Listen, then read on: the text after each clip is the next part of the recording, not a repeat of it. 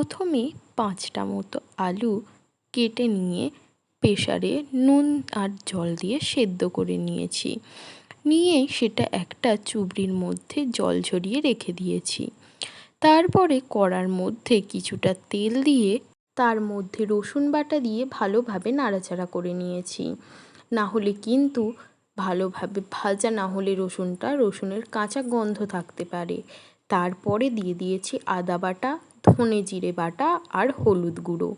এই 3টি উপকরণ দিয়েও আবার খুব ভালোভাবে নাড়াচাড়া করে নিতে হবে। তারপরে দিয়ে দিয়েছি কাঁচা লঙ্কা চিড়ে। পরিমাণ মতো আপনারা যেরকম ঝাল খাবেন সেরকম অনুযায়ী ঝাল দিতে পারেন। তারপরে দিয়ে দিয়েছি 1 চিড় টমেটো কুচি। টমেটো কুচিও আপনারা নিজেদের ইচ্ছা মতো ব্যবহার করতে পারেন। তারপরে দিয়ে দিয়েছি লঙ্কা গুঁড়ো। লঙ্কা গুঁড়ো দিয়ে ভালোভাবে নাড়াচাড়া করে নিতে হবে, কারণ দেখতে হবে মশলার কাঁচা গন্ধ যেন না থেকে যায়, তাহলে কিন্তু তরকারির স্বাদ খুব একটা ভালো আসবে না। তারপরে দিয়ে দিয়েছি কালার হওয়ার জন্য সামান্য একটুখানি চিনি।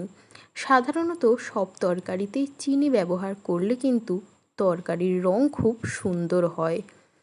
আর তারপরে সামান্য একটুখানি জল দিয়ে ভালোভাবে কম আঁচে মশলাটা কষিয়ে নিয়েছি। যখন দেখবেন মশলা থেকে তেল বেরোচ্ছে, তার মানে বুঝবেন যে মশলা কষা কিন্তু তৈরি হয়ে গেছে। তারপরে সেদ্ধ করে রাখা আলুগুলো দিয়ে ভালোভাবে নাড়াচাড়া করে তার মধ্যে সামান্য কিছুটা জল দিয়ে দিয়েছি। তারপরে যখন জলটা ভালোভাবে ফুটে যাবে তখন তার মধ্যে ধোকাগুলো আস্তে আস্তে দিয়ে দিতে হবে। ভালোভাবে না ফোটা পর্যন্ত কিন্তু ধোকাগুলো দেওয়া যাবে না, কারণ ধোকা কিন্তু গলে যেতে পারে। তারপরে ভালোভাবে ফুটে যাওয়ার পরে গ্যাসের আঁচ কমিয়ে নিয়ে একটা পাত্রের মধ্যে ঢেলে দিতে পারেন। এরপরই তৈরি হয়ে গেল আমাদের ধোকার ডালনা।